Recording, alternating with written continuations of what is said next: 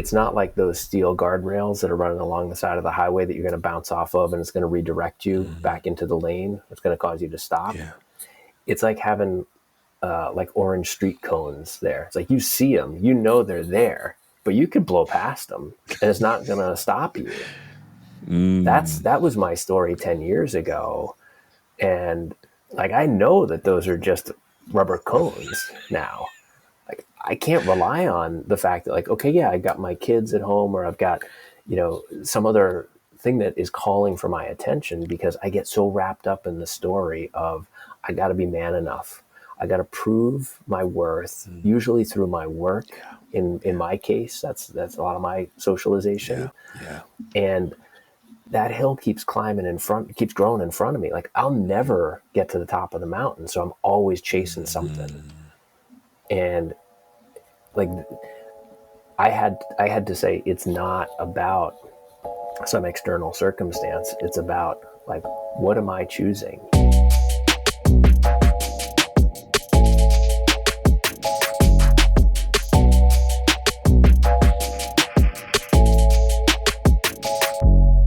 Welcome to the Taking Off the Mask podcast. My name is Ashanti Branch, and I'm really glad you joined us. Today's guest is Jim Young. Jim is the author of a book called Expansive Intimacy. I mean, I don't know how you connect to intimacy, or if that word scares you, or if you have a very healthy, intimate connection with other people. But expansive intimacy, where are the places that we can be expanding how we are intimate with each other? And in this conversation, he and I talk about a lot of these topics. I'm really glad about not only this book, but I'm also glad about this connection. In this conversation, Jim and I talk about a recent video that was released from Trevor Noah, where he talked about men and intimacy, and how there's words out in the world that there are men who are not having as much sex as they want. Right? Now, with that context, what is also probably true is that men are not having as many intimate relationships as they want. Because sometimes you may believe that the idea is that sex will make me feel connected and seen and loved. But men will tell you, if you talk to them, if you ask them questions that are deeper than the surface, sometime after it's over. There's no connection. There's no intimacy. And there have been studies that, and people who have researched and talked about the topic, that sometimes men talk about wanting just to be held or wanting just to hold someone.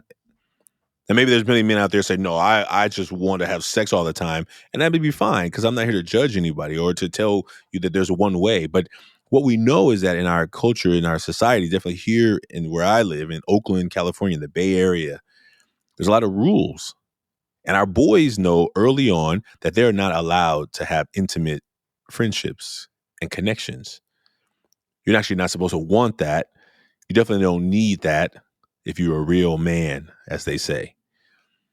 And so I'm really glad for this conversation. As you know, in these podcasts, we're having conversations with men from all backgrounds, all ages, all thought processes, ideally, around what it means to be in this body, and also to think differently than other people who also live in this body. There are the rules that are unwritten, the rules that are definitely socialized into us, that are nurtured into us, of believing that we can't connect. One of the things that really stood out to me as I was in this conversation with Jim, and as I've been reflecting on this conversation, is my trip to India. I lived in India in 2007, and I witnessed men having connection with other men that was not common to me, like men who walk down the street, maybe holding hands, men who embrace each other, and like, and young men who are very comfortable just like being in deep connection. Like it wasn't anything that was sexual. It was intimate. It was connected. And how often do men who don't have those connections feel like they're not getting what they need? And they may think that it's about not getting intercourse, about sex, but oftentimes we find that there's a connection missing. There's a connection missing in their soul, maybe. And so I'm excited for you to hear this conversation. I'm excited to hear your feedback, and I'm excited if you know someone who you think we should be talking to. If you've not made a mask, I invite you to do that right away. You know, we're approaching our first milestone of 100,000 masks, and we want you to be a part of it. If you haven't yet made a mask, you can do that at millionmask.org. If you're in local here, Bay Area, we have our launch event on 11/11/22. That's November 11th, 2022. That's Veterans Day. So maybe you know somebody here in the Bay Area that you want to tell about this event. Please share it with them, invite them to come and celebrate with us this movement, this Million Mask movement, our first public launch since the campaign was rebranded in 2020. So thank you so much for being a part of this podcast. Please like, subscribe, share. Please leave us a comment. Please let other folks know about it. And that's the best way that we can make sure more people hear these conversations. Thank you for being a part of this movement with us. We're excited about the next steps. And so stay tuned. There's an important training coming here in the Bay Area. Also, the last thing I'll say, I guess, is our non-sponsor sponsor is our first Train the Trainer. So if you're an educator, teacher, administrator, coach, parent, diversity, inclusion expert, we have a training here in the Bay Area that's going to be on the first weekend in December. So 1 month away. So if you are ready to begin creating spaces for people to do this work, please go to our website, everforwardclub.org, everforwardclub.org, and check it out. And we look forward to seeing you soon. Thank you so much for being here, and welcome to the Taking Off the Mask podcast. See you, folks.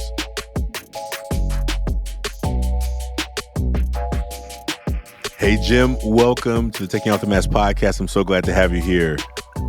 Ashanti, thanks. It's a pleasure. I'm excited. I love what you're doing with this format, and I can't wait to dig into my mask and stories and whatever else comes up. Oh, man. Well, you know, one of the things that we like to do is have the guests introduce themselves. Would you introduce yourself to the audience? Just tell them what you want them to know about you, and then we'll jump in. Yeah, thanks. There's a lot of ways I could describe myself. I often start with dad. It's my favorite job in the world. I'm a comedian. I'm a professional comedian. I get paid to do improv comedy shows. It's one of my other favorite passions in the world. I like to make people laugh. I think it's a spiritual experience. I'm a work in progress. I'm a 52-year-old white guy who's gotten some, a little bit of awareness over the past several years and trying to figure out how do I step into conversations and spaces that help heal a lot of what's going on in the world. I do that in a bunch of different ways. I coach people. I write. I just wrote a book recently. I facilitate emotional intelligence and things like that. So, yeah, I'm just trying to be a part of the solution to bring us together. Love that. Dad and comedian. I mean, so you take dad jokes to a whole nother level then. Just ask my kids. Okay. They secretly love them. I know they do. Well, I'm looking forward to one of them dropping out here sometime in this conversation. So feel free. I love to laugh. So then maybe that will add some levity to it. Because, these conversations are sometimes they're really light and sometimes they go heavy. And it all depends on, where we are in the moment of being ready to let go of that mask. Right. So thank you for being here. And thank you for, through this conversation, giving other men and boys around the world a space to realize that we're human. We feel every emotion that exists. We may have been taught to shut some of them down, but in this conversation, we get a chance to just notice that too. So thanks for being here. And you as the guest get to decide who goes first. Oh, nice. So either you want to go first, and did you already make a mask, or do we want to do it live? I got my mask ready. Yeah. Great. And I got one too. Sometimes I make it in the moment, but today I was already in one, thought about this. And so I'm excited. So do you want to go first, or do you want me to go first? I'll go first. Okay. Yeah. Fantastic. So we'll just do the front first. Sure. And then, and if you, then I can do the front, or you can do front back, and then I'll do front back. But Follow your gut. Sounds great. All right. Sounds like improv to me. There we go. Bam. Let's go. So the first word that I wrote down was calm. Like I think Will I you show want. your mask? Will you show it? Will you Yeah, show yeah, it? yeah. Okay. Just so we get. Oh, just show the front. Let me see if we can just Oh, okay, hide the back. just Hide the. Yeah, we there want we to. go. How's It's that? just a little suspense. Oh, okay. Beautiful. Thank you. Yeah. Thank you. So my mask has three words on it. Calm was the first word that came to mind. I want to project that sense of calm. The name of my business is The Centered Coach. This calm, centered being, and I love being that, and I love projecting that and helping people see that they can tap into that. And I got a lot of feedback over the course of my professional career, especially that I did that well. So calm is a word that I like having associated with me. I put funny on there. We've already talked a little bit about it, and you mentioned levity. It's a key ingredient, especially when we're dealing with gravity too. Like if we can bring both of those into the equation at the same time, and we get to go through this life once. I want to be laughing a good way, through it. And so I've always found a lot of solace in humor throughout my life, from being a kid all the way to present day. Nice. And then the last word I put on there is helpful, which is, I'm not even sure it's the right word, but I think it's the right word for today.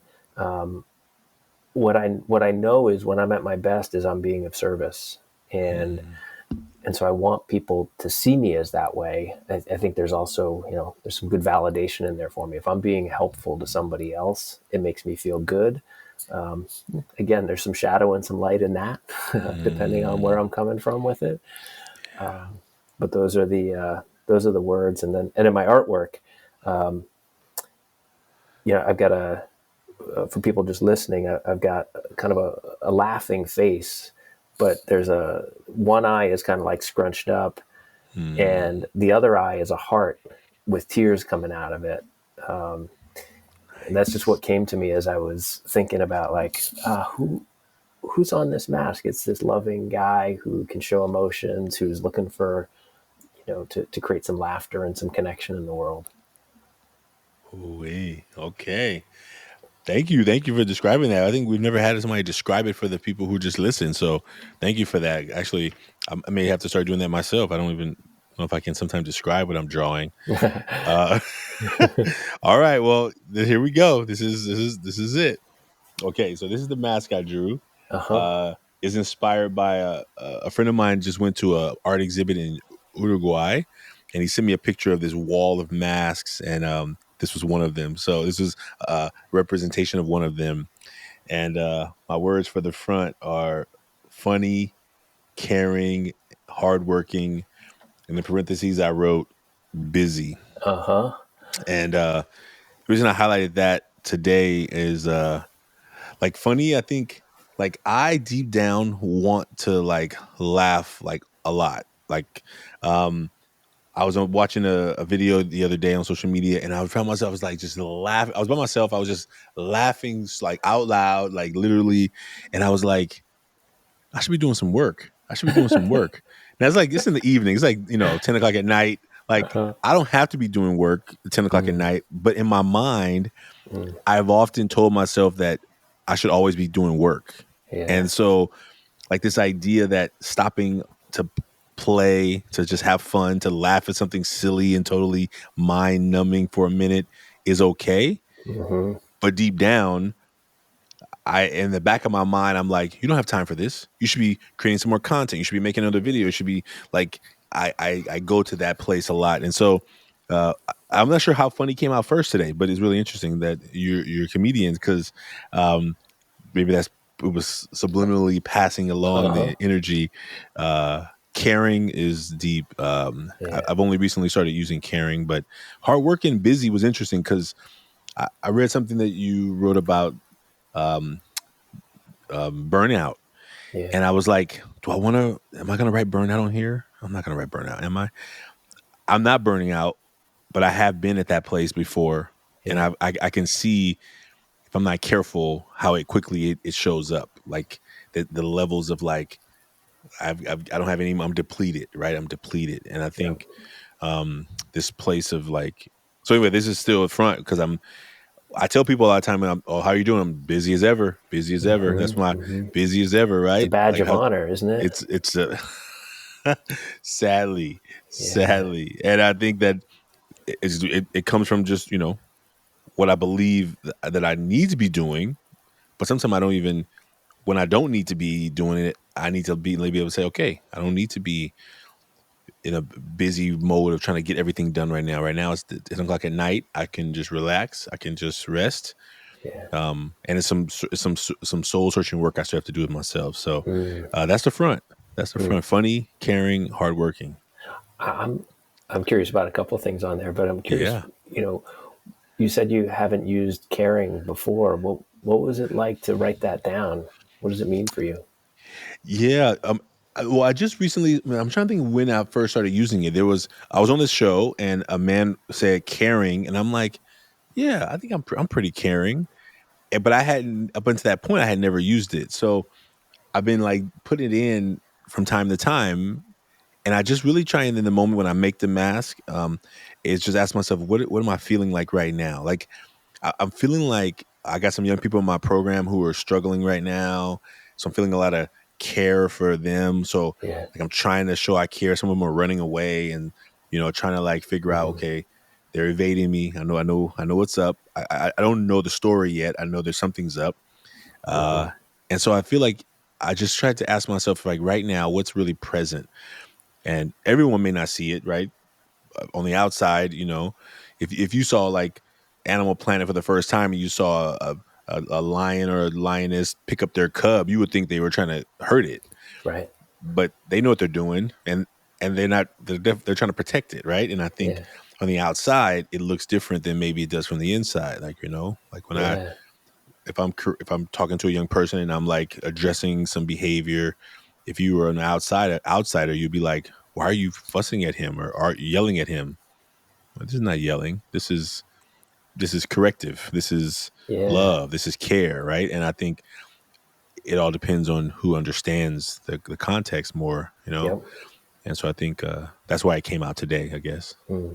Yeah. The thing that that hit me on the word caring is I think that can be a word that feels challenging for a lot of guys. Like caring feels like that's woman's work or something like that. Like it's not a Yeah. word that we necessarily associate with ourselves because it feels soft. Yeah.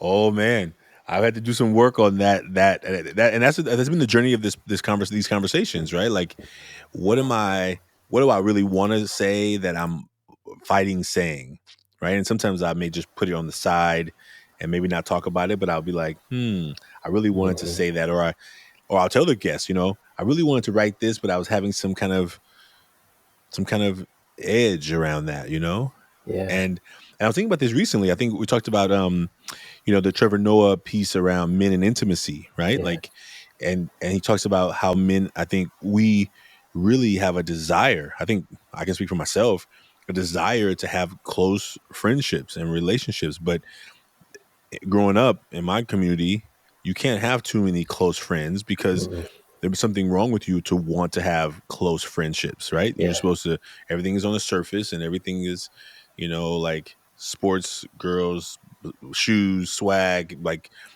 whatever. Yeah. And I think that Status. oftentimes I've had to resist the desire for those kind of connections. Yeah. And I think that oftentimes what men talk about, and there's plenty of, every man is different, every man is unique. So some men could say, I don't need that. Great. That works for you. Yeah. And that's fine. But to then use that judgment to say, well, then no one else should want this either, is where we go wrong as a society. And I think we do it in so many ways, not just with masculinity issues, but even with all the other issues that create polarization, right? Like, oh, I want it this way, therefore this is how it should be, as opposed to like, oh, this is how I see it in this context, and this is how you see it. And we see so much of that happening right now, right? I think we see so much of that just in our social media world. I think the way it ends up happening and what I'm seeing is, well, look, I don't have to see anything I don't really want to see. I just scroll past it.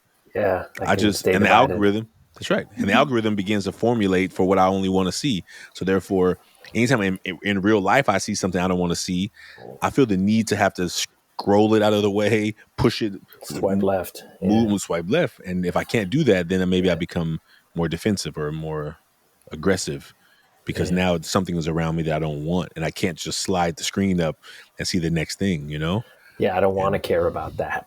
To kind of come That's back right. to your word, caring, right? Like, yeah, that That's feels like too much. I'm just going to not care, and I'm going to move aside, even though maybe deep down it's like, oh, that affects me. If I sat with that for a minute, I'd realize like, oh man, there's some pain there.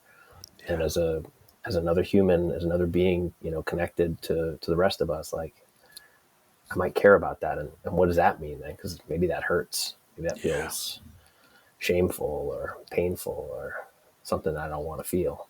That's right. Yeah. Oh man, that was just the front. I know, right? Okay. Okay. All right. Well, we're on the back. You ready? I'm ready. Yeah. Okay. Yeah, for Okay. sure. All right. So I'll share mine. So the words that I got on there, insecure is the first one. And then I went with a phrase, wanna be mama's boy. And then the last one is critic. I mean, I think like most of us, and I was grateful for the invitation for this exercise. I get to admit that I'm insecure. Like I don't believe that I belong. Sometimes I had insecurity coming onto this show. I was listening to one of your prior episodes with somebody, and I'm listening to this guy, and I'm like, whoa, that guy's super impressive. Like, what am I doing on this lineup? My insecurities come in. They come in all over the place. Am I doing enough? As a partner, am I doing enough as a dad? Is my work really, making a difference? Can I show up right? And that phrase, "wanna be mama's boy," I've never put those words together. And we were talking before we started taping, just about how I am, and I told you I was kind of turning a corner, and I've gone through a really rough stretch with my mother, and these words came from some deep reflection over the past several weeks about there was a period of time when I was a young boy when I was definitely a mama's boy. I grew up with a single mom, didn't see my dad very much. And I remember I'd like hide behind my mom's leg at any kind of social situation. Like I just was so attached to her. I wanted to hide behind. I just want to be like deeply enmeshed with her. It might not be the right word, but my mom didn't ever want to be a mom. She was in the closet. She had 2 kids and came out of the closet later on, and she wasn't up for that job. She didn't really want to be it. And so she never really let me be the mama's boy that I wanted to be. I wanted that connection. I wanted that comfort from her. And it's a deep pain that I don't have much of a relationship with her these days. It's been challenging me a lot lately, and really up in my face a month or two ago. And I've just had to be, reckoning with that a lot. The pain, the loss, the grief. And then the last word that I put on there is critic. Thing that I don't want people to see. So I don't want people to think I'm insecure or that I'm some kind of mama's boy. And I really want to be a mama's boy. Yeah. But like I'm a critic and I'm a self-critic. I beat myself up.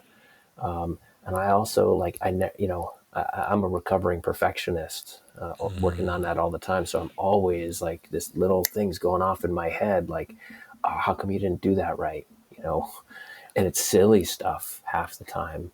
Why did my partner leave her, her tea bag from making tea this morning on the counter in that location? She knows that's where I want to cut some bread later on. Like silly stuff. Right.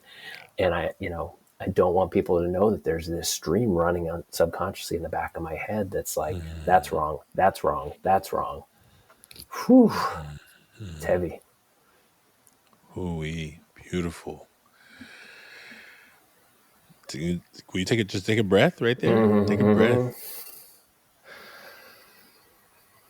Man, I resonate so much with that mask and what you wrote. It could have been. I am a mama's boy, so I don't think I want to be. So I'm clear there. But oh man, and I think the word insecure is like a word as you described it, I'm like, yeah, there's some areas in there that is always like, am I enough, right? And I think Yeah. I'm gonna just show you mine because it's right there. I'll connect it. I'm Yeah. gonna just show you the connection right there. So first of all, thank you. First of all, thank you for those words. Thank you for sharing that. So for speaking to those pieces, because I have a huge father wound, and even though my mom was there too, a single mother, like I have some mother. My mother did the best she could, but I was the oldest, so I was responsible for my siblings. I had to grow up really fast. I You had to got parentified. like early. Yeah. And Same. and those early recordings are still the things I'm working through as well. So am I enough? Yeah. Worried. And I need a vacation. That seems to track with your busy. That's right. Without a doubt. Without a doubt. And I think that it tracks in a lot of ways. I feel sometimes guilty that I would say that out loud, that I would like, you shouldn't want to, like, I mean, when I was an engineer, to go take a vacation is like, you do that. When you're a teacher, every summer you're taking a vacation, right? Now that I'm a social entrepreneur and I run an organization, it almost feels like, well, summer is not necessarily summer like it was when I was a teacher. Vacation, even though it's somewhere in my contract that I should have a 2-week vacation, I've never taken a vacation, Yeah. right? I mean, it's almost like, how do you take a vacation when you're kind of like in charge of all the pieces? And I think that's like, oh, maybe I need to become a better leader, because maybe I should not have that the case, that I can't unplug. And so I think that as a leader who's trying to grow a team and build it, you get that growing pains of like, okay, I need to bring a couple more people on so that there is room for me to take a vacation, so that, because if something does happen, God forbid something happens, somebody's going to have to take charge of all the pieces, like I've heard lots of, entrepreneurs talk about, they got sick or something happened, and somebody on the team who they didn't know either could or would stepped up to the plate to keep things moving. And I'm like, well, there's very few people here to help to pass the plate too right now, right? So that's And how do you scary keep that too. mission moving when if there's a situation where you need to step aside for a little That's bit, you right. can't be available. That's right. I mean, it's one thing to take a vacation and be like, oh, I could still check in with everybody, but what happens if you cannot, right? And I've met lots of people who has happened to them as entrepreneurs who just maybe overloaded themselves with work, and then all of a sudden, health issues come in, and I know I need to be working on health, right? I think I'm worried sometimes, like, okay, you got to get your health under control, Ashanti Branch. You got to, like, how am I gonna grow to the level that I believe that we should grow to? Do I have the skill set to do these things? I know I have the passion. I know I have the desire. I know I have the hunger. Yeah. But do I have the skills, right? How do you lead 50 the people, discipline 100 too. people, right? Like the discipline, right? Like I think, and so what I've been doing over the last couple of weeks has been really challenging and checking on my own personal effectiveness systems, which were pretty not effective at all. And I think there, it's the growing pains of like getting all the stuff out of your head onto some kind of document so you can see all the stuff that you're kind of carrying in play, like I went to the Apple store. My admin assistant, office manager, had her car broken into a couple of weeks ago. So we had to get her a new computer. So we go to try and get her a new computer. And I don't remember all these passwords of like whatever we're going to have to do. So I get in there, and the person in the Apple store looks at my computer, and they're like, why do you have all those tabs open?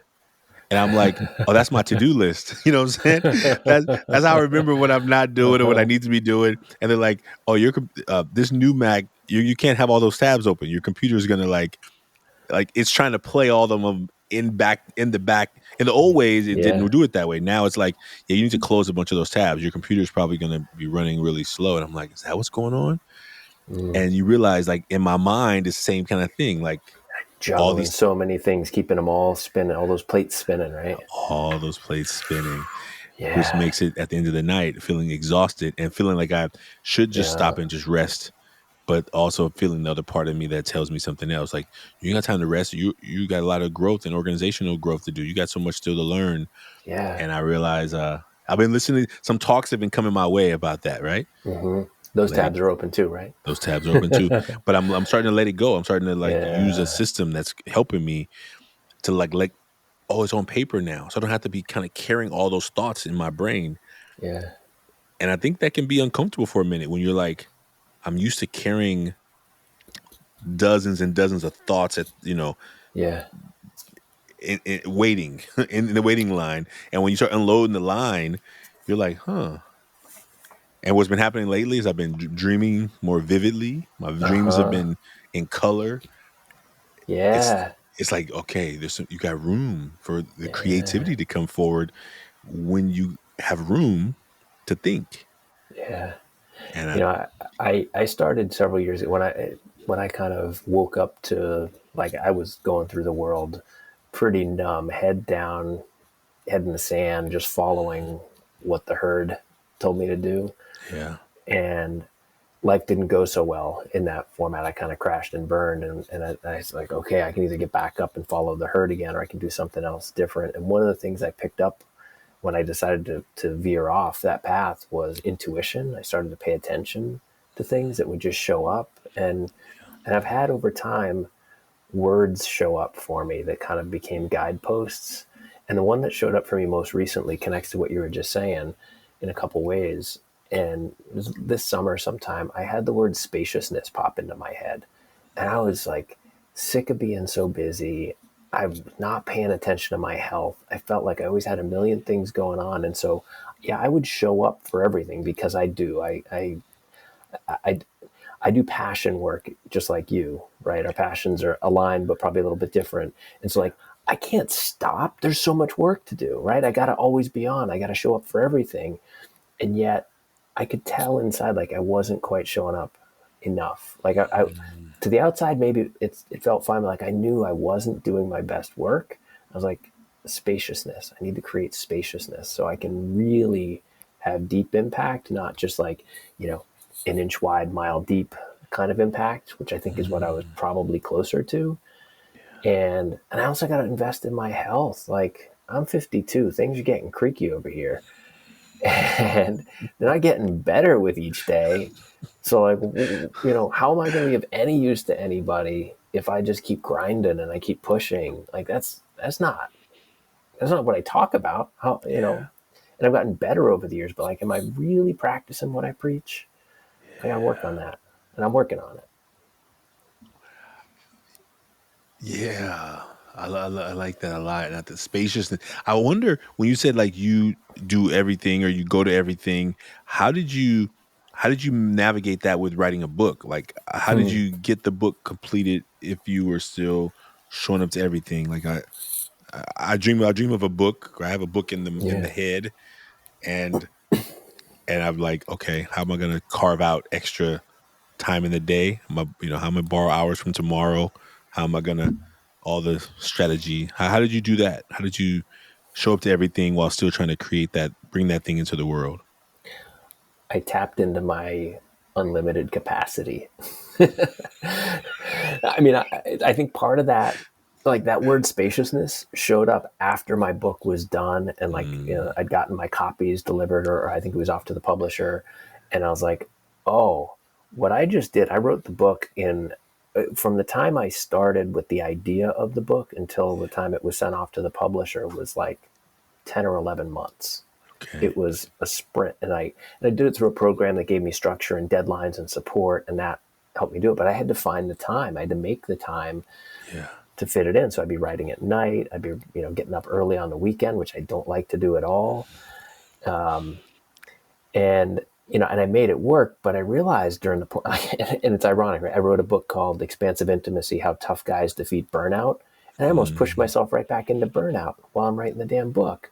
Wow. Like, so I had to get clear a little bit. Like, okay, that was important. It was a really important project for me to get that Yeah. out. I feel passionate about like we were talking about with Trevor Noah's recent segment, like men crave more intimacy and not just sexual intimacy, the Yeah. way that we usually euphemize it, but like, how do we build it into our entire lives? And when we do that, what does that then permit us to leave behind? That grind, the burnout, the, I don't get enough time for myself in my life. I don't feel connected to anyone. I don't have any friends. Like, I hear this stuff all the time. So like, Yeah. getting the book out mattered so much, and it taught me another lesson. It brought a lesson back to me of like, hey, you've also got to take care of yourself, because if you can't show up for this work, it stops where you Yeah. left it off. Not that other people aren't doing work, but like, I don't get to contribute anymore if I can't show up. Ooh-wee. Ooh-wee. Yeah. Yeah. Yeah. Yeah. Yeah. In so many ways. In so many ways, the idea of burnout and men and what it looks like. And I mean, I think anyone can burn out, but I think when we talk Yeah. about how it shows up in men, like this idea that where do we go to rest, right? Mm-hmm. Like you're a father, so your responsibilities maybe when you get home are different. Like I don't have kids at home, so Mm-hmm. when I go home, I can just pick up the computer again and start working. Yeah. All right, or I can pound through the list a little bit more, right? So and so I wonder do those natural guardrails help? Did you find that in your work or in your own self, like the natural guardrails of family, like makes you put stuff down? Like you're like, oh, wait a minute, I am. Or do you find in your work that those don't always equate to like the natural guardrails of like, okay, Mm-hmm. come back, come back, come back, come back. Yeah. You know? What I've experienced, to use that same analogy, and what I've heard from lots of other guys that I've talked to in researching the book, guys that I coach, is that it's not like those steel guardrails that are running along the side of the highway that you're going to bounce off of and it's going to redirect you back into the Mhm. lane. It's going to cause you to stop. Yeah. It's like having like orange street cones there. It's like you see them, you know they're there, but you could blow past them and it's not going to stop you. That was my Mm. story 10 years ago. And like, I know that those are just rubber cones now. Like, I can't rely on the fact that like, okay, yeah, I got my kids at home, or I've got, some other thing that is calling for my attention, because I get so wrapped up in the story of, I got to be man enough. I got to prove my worth, usually through Mm. my work. In Yeah. in my case, that's a lot of my socialization. Yeah. And that hill keeps climbing in front, keeps growing in front of me. Like, I'll never get to the top of the mountain, so I'm always chasing something. Mm. And like, I had to say, it's not about some external circumstance. It's about like, what am I choosing? What am I choosing? Am I going to choose to put 90+% of my energy into work, or am I going Mm. to say like, yeah, that's enough. I give it 60% of my time, my energy, my thoughts, my heart, so that I have plenty left over for the people in my life who I care the most about. Yeah. Ooh, yeah. That head message has been coming through really powerfully this week, and you're the hearing you say that as well. Like, what am I choosing? Mm-hmm. Like, I know I like to exercise, and I like to sweat it out. And what I also realize is that I have sorry. I'm doing a good job, like that this didn't happen. So um we're at 3204. um Somebody's here that thinks to do some work on the machine. They're here to do some, okay. So we're gonna have to Is there anything going on with this? Or? well, we were. I just know that I was trying to scan some cards because it has a card scanner. It was getting jammed, and I'm on a podcast. So I may need about 15 more minutes. All right, all right, Ryan. Well, Ryan is our engineer, so he will make it funny or he will make it take it out. Either way, we'll rock it. It's all good. Um, No, I think now I'm gonna remember what I was saying. Oh, I was writing a note. What am I choosing? What am I choosing? What am I choosing? What was I saying? We were talking about exercise and sweating it out. Oh yeah, like I totally enjoy it, and I've gotten out of practice of it so much that like my like my yesterday we were playing basketball at my men's team, and I was like, maybe I'll play, and I was like, they were like, cut across, and I was like, this is a wide turn. There ain't no cut. There's no cutting happening on these knees. There's no cutting happening with this mass, right? I'm like, why can't I cut anymore? Like, and I'm like, oh, I can't cut. Like it's not, and I'm like, this is not it was a basketball term, but I was like, Yeah. this is unacceptable. Like I was really upset with myself, and I was like, I need to get moving regularly. I do not want when I play with my nephews, I don't want to be tired after 5-10 minutes of throwing them around and I love throwing them around. Yeah. But like I don't want to be like wiped out after 10 minutes of being able to be in connection with them either. And so I'm like, okay, Ashanti, we got some work to do. And I know that intellectually. But then it's putting Yeah. into action into the day to day when the busyness of work seems more important than Uh-huh. taking the hour to go to the gym because I only got 24 of those hours and realizing what am I making time for? What am I choosing to make more important than my health? What am I choosing to make more important than rest? What am I choosing to make more important than friends? Yeah. Yeah. I love that example because it's choosing or not choosing to invest the time in yourself, self-care. Yeah. The cost ends up being family, friends, right? Can't really enjoy the time with my nephews and throw them around. I can't, Yeah. get together with my buddies and do what I love to do on the basketball court or whatever it is, right? Like these are the choices that we're not thinking about enough. I think because we're chasing it, we're chasing success. And we don't define success as spending good time with our nephews or, you know, investing in our friendships. It's I think it's a big narrative that I keep seeing for men is that like that's not what success means. Success means dollars. It means status. It means titles. Yeah, like and the cool thing is like you get to have them both, but it's like Yeah. when's it enough? Yeah. I was saying to my partner today we were out running some errands and I was telling her about some project that a buddy of mine is wants me to bring me in on and I was just telling her like, yeah, I think I'm good. Like I'm full. I don't have any room for any clients. And he's telling me about this project that's exciting and I can help. And it's like emotional intelligence work for leaders. And I love doing that because it has a big ripple effect. And she can see me getting excited. And I'm like, yeah, right. I got to remember what's enough. Like what's enough impact? What's enough money? Like what am I choosing? Am I going to choose to be busy Yeah. and, stressed out or, you know, spread too thin? Or am I going to choose like I get the balance that I want to have? We spend quality time together. I get to see my kids and be present for them. All that. I like that. And I think I'm glad you actually just said that when you talked about the status and the titles and the acknowledgments, like what is success? And I think if I was asked a general question, I should try to ask myself the same question. What is success, Ashanti? What does success look like? I probably would not have named playing around with my nephews, although I desire to do that so much, right? Like they live in LA, so I got to see them a couple of weeks ago. And yeah, I realized how much I miss seeing them, right? Like they live only in LA. It's not, I mean, it's a 1 hour flight, but I've just been so busy. So seeing them, having lunch with them, watching them uh, grow uh, was, and seeing them get bigger. Oh my goodness! Like, dude, look at you! Like that part is like is success. And I think that one thing that I'm really excited as I think about this conversation is on my men's team we do a thing called the 5 F's. Right? We talk about what are our goals in these categories, which actually helps put it into play. And I think I need to write them out again because what are my finance goals? What is my fitness goals? What are my family goals? What are my fun goals? And what are my effort goals? Meaning the thing I really just want to do.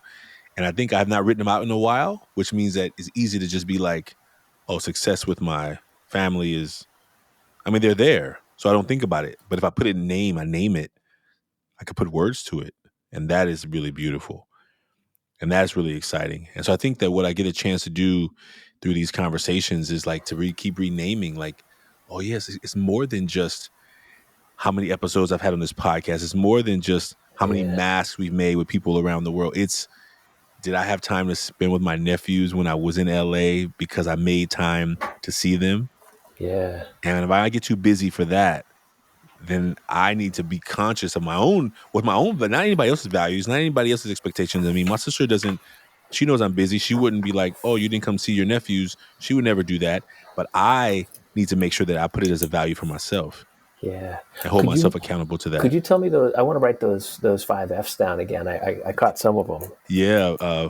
Fun, family, fitness,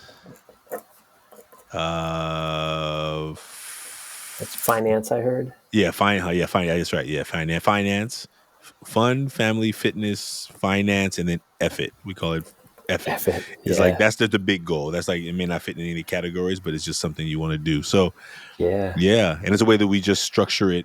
And I've not done it in a while in my own mind, so that I can easily be like, what's are you being successful? I'm like, well, and I get to ask myself in those categories based on the things that I set for myself, so. Yeah. I love that you said that you do that with your friends, because I want to go beyond the thumb. I want to add a sixth one. I want to put friendship on there, because I think we undervalue that. It's so important for us. And I went through a stretch of life where I lost a lot of key friendships. I stopped paying attention to them. I was so focused on other things, a lot of it around achievement. Yeah. And then I realized I was pretty lonely. I didn't have people I could talk to about, we were talking about before, like, not just the headline news, what were the sports scores, or what's, in the headlines, or, what's latest in, what gear did you just pick up, but like the real stuff, the stuff that's like, I need to talk to my guys. Like I need to tell them, like, hey, you guys ever dealt with this? I'm going through a thing, like having that. And I'm grinning because I'm looking over your shoulder at the t-shirt that says I'm fine. That's like the anti-F. That's right. It's inside that word fine. Watch it. I'm gonna show it to you up close so you can see what it actually says. There's Oh my all God. those words in between. Oh, that's so good. Yeah, it's our it was actually designed by an 8th grader. I did a workshop in Arizona, and we were talking about this topic of what we say on the outside. I'm fine, I'm good, I'm cool. And this 8th grader, I said, if any of you get an idea, an inspired art, music, something you create, and you're afraid to share it with the world, send it to us. We will share it with the world for you. And when I saw this picture, And you're wearing one right now, aren't yeah, you? I just noticed it. Can I buy one of those on your store? Yeah, absolutely. Oh, Absolutely. I'm totally getting one of those. Oh, we got to get you one. Yeah, I'm glad to get you one. I think we have our big event coming up this weekend, next week. It's a launch of this Million Mask movement. And really, I want people, when we say each other, when you see another man and say, how you doing? I want people to find the people in their life who they know, and when they ask, they're really asking. And that when you answer, you can really answer. Yeah. As opposed to like, oh, can I tell them? Am I going to burden them? Am I going to worry them? Am I going to They're going to shame me. Yeah, that's right. That's right. And I think what if when we ask people how they're doing, they actually knew we meant it, and that we would make time to listen. Like, really, if we could get that one thing down as a world, I think things would be a lot better. Man. Well, oh my God. I think we could talk for hours more. I want to ask you this. First, I wanted you to be able to thank you, and I'm glad to. I feel like there's more we should talk about, but But what I believe in these conversations is really, it's about. It took us less than an hour to really have a deep conversation. Yeah. And I've had many of our conversations that just went through, just like, what did we just talk about for an hour? We just, and I'm so thankful for these conversations where we can likewise take off the mask a little bit. And I want to thank you for being on the show.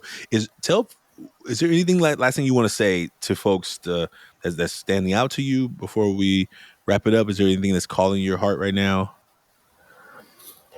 I think I want to go back to that T-shirt, right? And for people who who might just be listening, like the letters of fine, when you look at it at a distance, it says I'm fine. But the words that make up the letters are things like annoyed, unhappy, insane, useless, weak, replaceable, coward. Like so much power of like what's lurking under the surface when we say fine. And I think this is really true for men in particular, that we just don't want to take the mask off. We don't want to show people what those words are underneath because they feel like I'm going to get attacked. I'm going to get told that I'm going to get knocked down a few pegs. And like, that's not helping us. Yeah. A lot of the research I did in my book shows that when we ignore ourselves and what's really going on, all these statistics skyrocket. Heart disease, divorce, addiction, suicide, these really terrible outcomes that don't help anybody. And so I just, I want more men to be really taking the reality check on that and saying, am I fine? Yeah. Or am I annoyed, confused, feeling replaceable, needing something? So yeah, thanks for that invitation, Ashanti. I really, really appreciate that. No, thank you for that. And I'm gonna send you a song. There's a song by this singer on Instagram called, I think it's Kyle. I think Kyle Hume, and he has a song called "I'm Fine," and it's like that same context. Like, do I have a place? What if I just need to like take off that mask and tell somebody that I'm not doing all right, and find the people in my circle that I know I could go to, and it's safe. Because Yeah. I think we would do more of it if we knew that it was safe. It wasn't Yeah. shame ridden, right? And so, Yeah. let me ask you this: tell folks how they can find you. Where do you Sure. want them to follow you? If they want to grab the book, where's the best place for people to be connected with your work? Because I'm really looking forward to getting a copy of myself. So I'm really excited about this conversation. Yeah, and I'll get your address afterwards. I'll send you one. I'd love you to have a copy. Right on. So thanks. So for anybody who wants to know a little bit more about the way I'm trying to be a part of this solution here and try to help out, the best way to find anything about me is my website. It's thecenteredcoach.com. Information about the book. I do a lot of writing, blog posts and things like that I've written over the years, the kind of work that I do. I'm not a big social media person. I'm on LinkedIn. That's about the only place that I spend time in a meaningful way. And also because my name is pretty common, Jim Young, you find me by The Centered Coach. You search that on LinkedIn, you find me there too.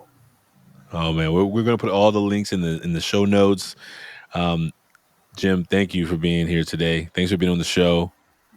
Such a pleasure. Really enjoyed getting to be in conversation with you today. And I'm a big fan of what you're doing. So love to support you in whatever way I can.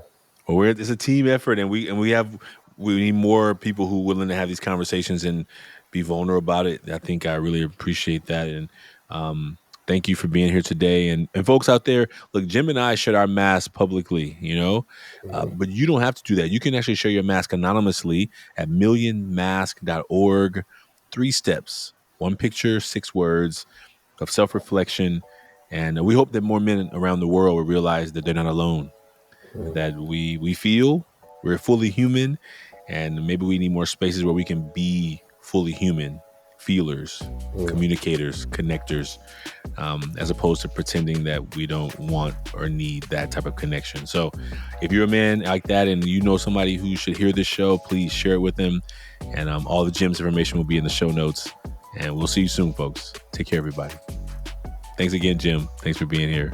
Thanks, Ashanti.